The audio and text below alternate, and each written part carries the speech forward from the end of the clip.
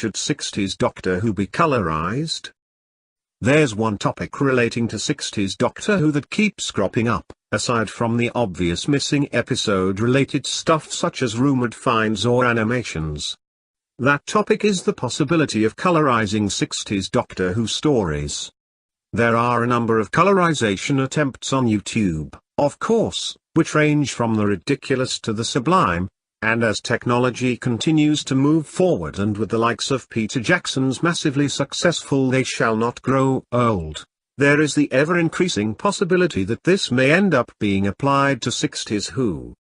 Missing episode man Paul Vainsis has even commented that he would love to see a 60s Doctor Who story colorized and even widescreened, and there certainly seems to be interest from even older fans in addition to the obvious factor that colorization is likely to make the black and white stories much more appealing to young viewers and new modern fans.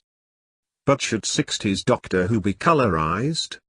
The argument against this possibility is not without foundation. Messing with history, the fact that it would not be the product that was made at the time, the prospect that in some cases the atmosphere of a particular story could actually be spoiled rather than enhanced by the addition of color.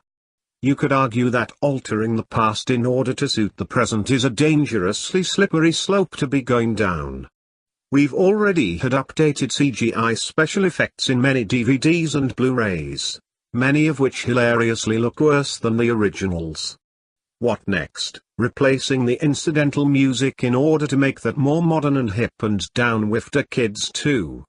Editing out scenes or dialogue because they don't suit the mentally ill PC Nazi brain-dead generation? Don't think it wouldn't happen. Our modern-day SJW commie overlords have already shown they're more than willing to rewrite history to suit their own agendas, no matter how blatant or downright despicable. Or, on a less tinfoil hat alarmist note, there's also the reality that black and white hides some of the technical limitations of the era in ways that could be cruelly and unfairly exposed by making them have to dance and pretend to be something that they're not. Do I want 60s Who to be colorized? No. Maybe one story is a one-off experiment, just for curiosity value. But the whole lot? No. I kinda just don't see the point. But what about you? Should old Who be given the widescreen colorization treatment to appeal to modern generations? Or should it just be left as has been the case since probably the 80s if not the 70s, left to be appreciated by those with the wit and intelligence to do so? So, not Crystal P then? Answers on a postcard.